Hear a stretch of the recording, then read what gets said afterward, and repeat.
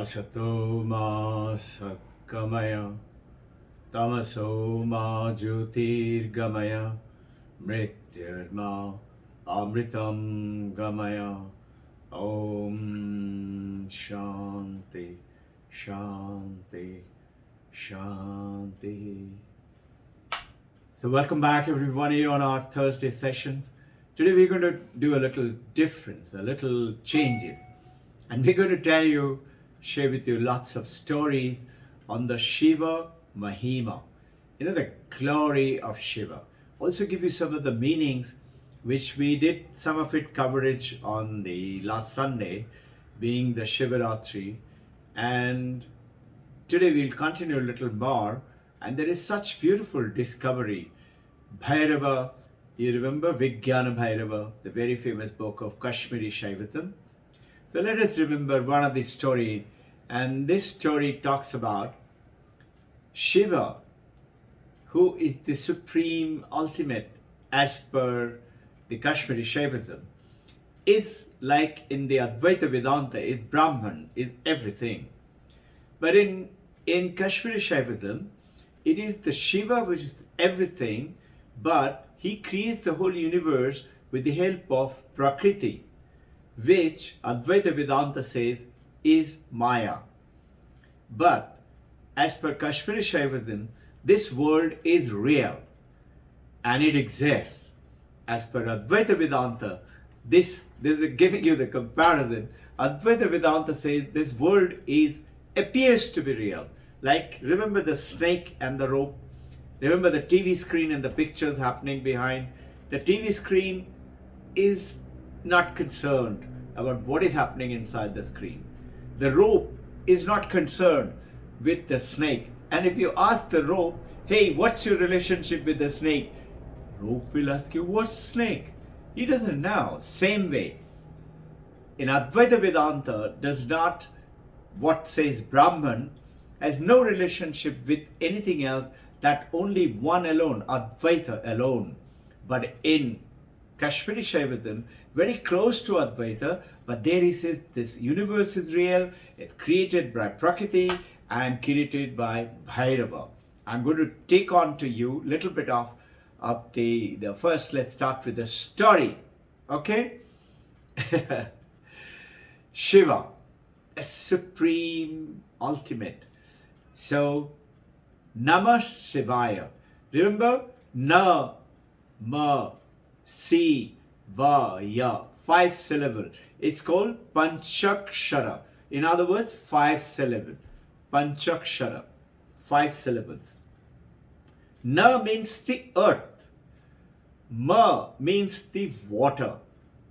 Si means the fire. And va means the air. And ya, Namah Shivaya. Ya is the ether. There is another meaning in the same Namah Shivaya. Na means the supreme Shiva's concealing grace of veiling the whole universe, which appears to be something to you and me. It's veiling power. Just like the veiling power of the Maya. Ma is the world. Nama. Namah Shivaya. Nama. Ma is the world.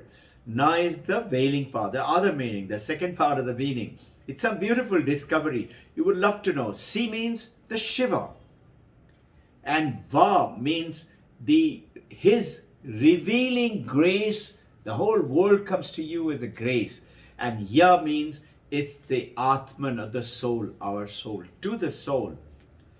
Lord Shiva is, what is he saying? The very simple, Mano Buddhi Ahankar Chittanana Aham. That mind, that brain, the buddhi, the intellect, and the memory and the ego is Na Aham. And it goes on to give you the statement, Chidananda Rupoham Shivoham Shivoham. It goes on to with a little more stotram. I'm not covering it for you right now. So, Shiva, the ultimate, and recollect the creation of the universe, We have heard that Brahma, Vishnu, who was in the Sheshanag sleeping, like a couch potato, always sleeping, and Vishnu dreamt, and in the dream, from his navel came the lotus, and Brahma took birth over there. And Brahma was given the task to Vishnu without telling. Brahma was given the task to create this universe. As Brahma was creating the created universe, Brahma he saw Vishnu, and he said, "Who are you?" It's a very famous story. You must have heard it. Vishnu said, "I am the one who's created you, Brahma." Brahma said, "What?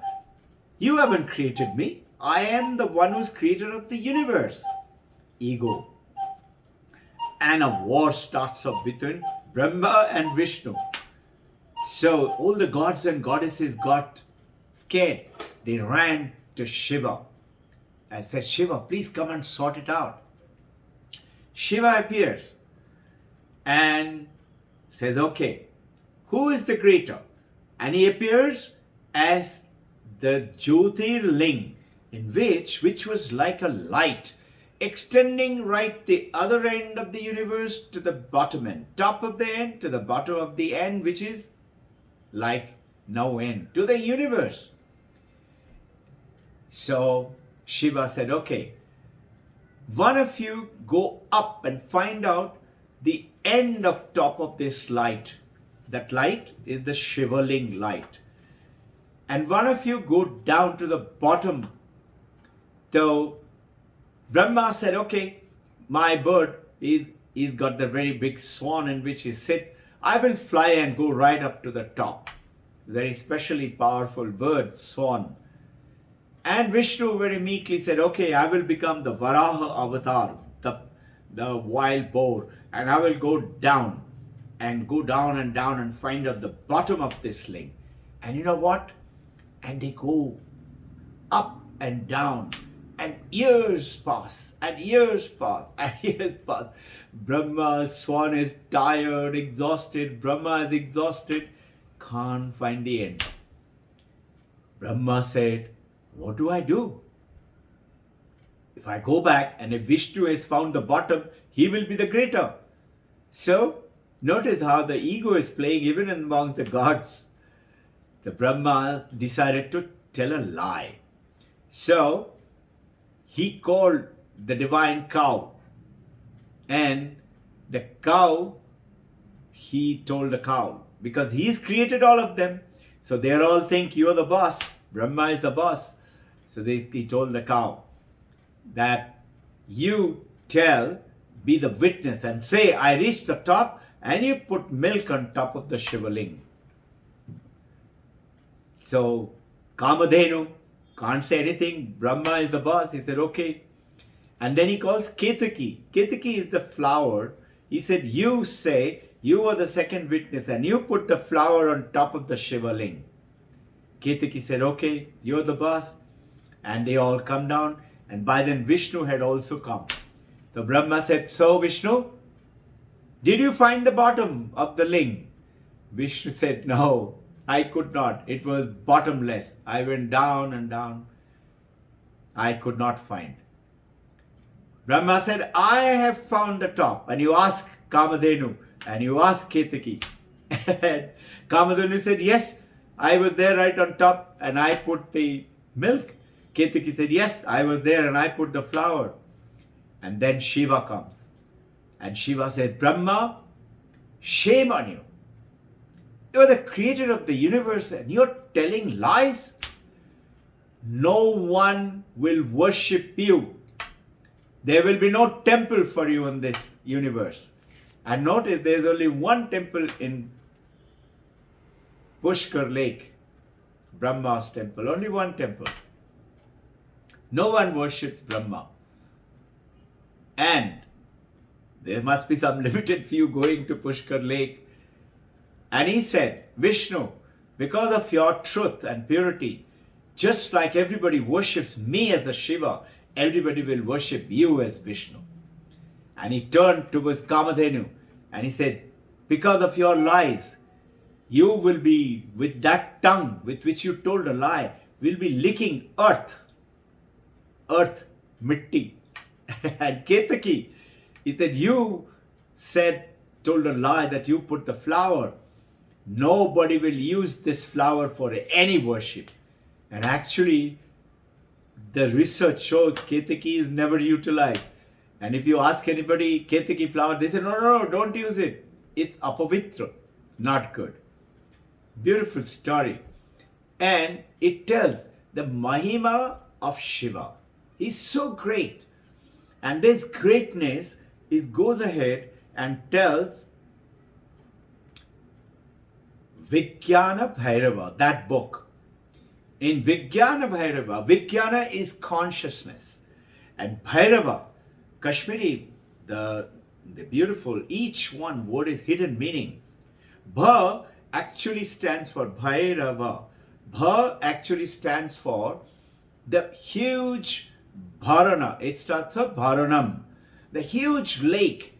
And in that reflecting lake-like consciousness, which actually supporting the entire universe. Just like Brahman. Brahman is consciousness as per Advaita. As per Kashmiri Shaivism, that Bharanam is the water-like consciousness, which is reflecting the whole of the universe. Advaita says consciousness is the universe. Here it says reflecting the universe.